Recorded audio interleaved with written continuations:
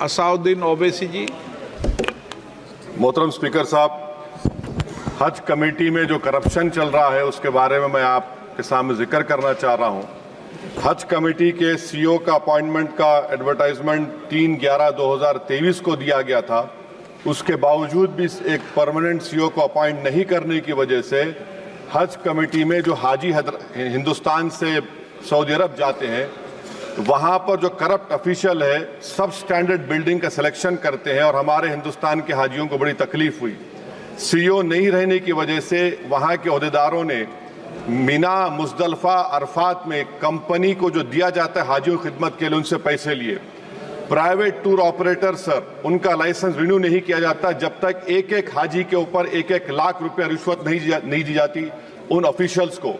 मैं आपको ये बता रहा हूं कि इन ऑफिशियल्स का 8 साल से मिनिस्ट्री में है, सीएसएस रूल्स के खिलाफ है, ट्रांसफर नहीं होता।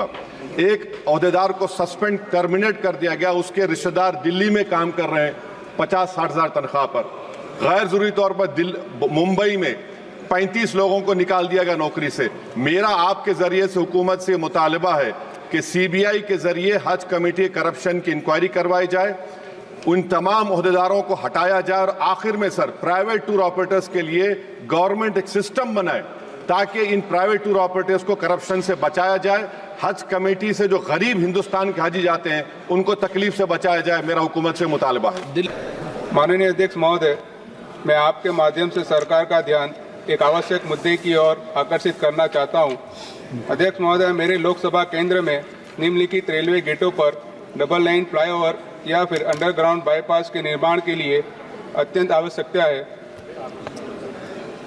अध्यक्ष महोदय, 111 ए रेल गेट बेलडंगा नवदा राज्य मार्ग के पंचराय मोड़ पर है। 120 ई रेल गेट बेलडंगा बप्ता NH 34 के बेलडंगा 1 ब्लॉक पर है। 104 टी रेल गेट रेजीनगर नदिया राज्य मार्ग के रेजीनगर बेलडंगा 2 ब्लॉक पर है। अध्यक्ष महोदय, ये सभी गेट सियालदा लालगोला लाइन पर स्थित है और बार बार ट्रेन गुजरने के कारण यातायात में समस्या पैदा करते हैं। इन रेल गेट पर भीड़ भाड़ के कारण आपातकालीन सेवाओं में देरी होती है जिससे जान और संपत्ति का नुकसान होता है।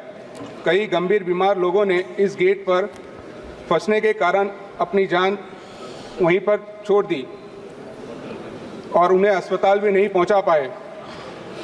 कुछ दिनों पहले एक मकान में आग लगने की वजह से वो पूरा मकान जलकर राख हो गया क्योंकि रेल गेट बंद होने के कारण फायर ब्रिगेड को उस मकान तक पहुंचा नहीं सके। इन समस्याओं के कारण और इस समस्याओं को देखते हुए मैं सरकार से अनुरोध करता हूं कि इन रेलवे गेट पर डबल लेन फ्लाईओवर अथवा अंडरग्राउंड बाईपास के निर्माण के लिए विस्तृत परियोजना रिपोर्ट तैयार की जाए। इस उद्देश्य के लिए आवश्यक धनराशि स्वीकृत की जाए जिससे कि इस समस्या का पूर्ण रूप से समाधान किया जाए। धन्यवाद।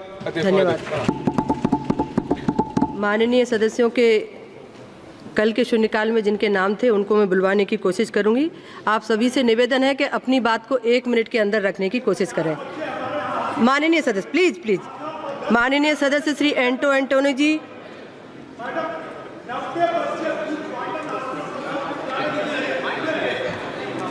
माइक चालू नहीं है? नहीं, चालू है।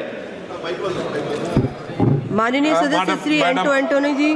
Madam, I rise today to draw attention of the August House to a significant issue affecting the nursing community in our country. I have raised issues of the nurses in private hospitals in this house several times.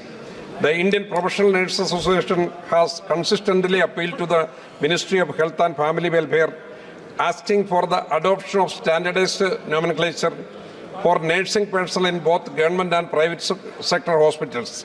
Unfortunately, despite the directive issued by the Union Ministry on 9 September 2016, the private sector remains unaffected by this policy. Nurses in private hospitals are also the cornerstone of our healthcare system, demonstrating unwavering commitment to serving the nation, particularly during challenging times. However, they encounter discrimination and lack of acknowledgement in comparison to their counterparts in government institutions. This inequity not only unjust but also undermines their invaluable contributions to our health sector.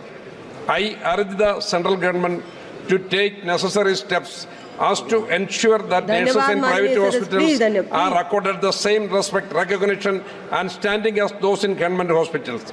It is imperative that we uphold the principles of equal justice enshrined in our constitution and provide our nurses with the dignity and recognition they deserve. Thank you. माननीय सदस्य गणेश सिंह जी।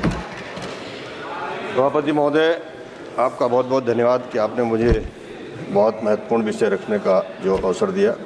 मैं आपके माध्यम से भारत सरकार का ध्यान आकर्षित करना चाहता हूं मोबाइल फ़ोन की ओर। आज दुनिया में मोबाइल फ़ोन सबसे ज़्यादा इस्तेमाल किया जाता है। मोबाइल फ़ोन गांव-गांव में, घर घर में प्रत्येक व्यक्ति, बच्चे से लेकर बूढ़ों तक इसका उपयोग किया जाता है।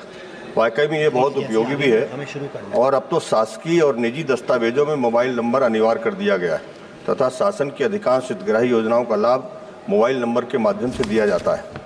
महोदय, मोबाइल फ़ोन की कॉलिंग दर प्रतिदिन बढ़ती जा रही है, जिस कारण से ग्रामीण जन रिचार्ज की बजाय नया सिम ले लेते हैं, क्योंकि मोबाइल कंपनियां शुरुआत में तो 2-3 महीने तक फ्री ऑफर देते हैं और फिर रिचार्ज में वसूलते हैं तथा कोई भी रिचार्ज पूरे महीने का नहीं होता।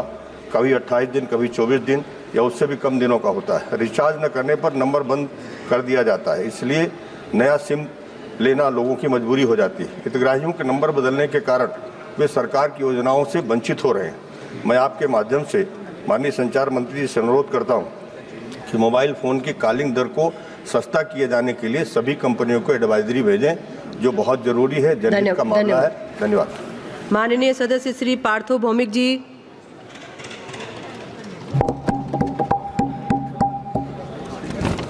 सभापति महोदय, आपको मैं धन्यवाद ज्ञापन करता हूं। आपका माध्यम से माननीय रेल मंत्री का ध्यान से ये बात मैं आकर्षित करना चाहता हूं। ये बंगाल में एक एम्स है, honourable chief minister Mamata Banerjee उसके लिए लैंड दिया था और पेशेंट के जाने के सुविधा के लिए एक स्टेट हाईवे भी उन्होंने बनाया।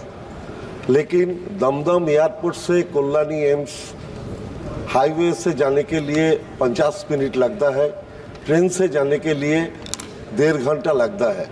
अगर रेल मंत्री ने पहले वो दमदम मेट्रो से कल्याणी एम्स तक एक मेट्रो का कोई चिंता भावना करे तो पेशेंट के लिए ये आदरणीय बात होगा। धन्यवाद। धन्यवाद। माननीय सदस्य श्री कंवर सिंह तंवर जी।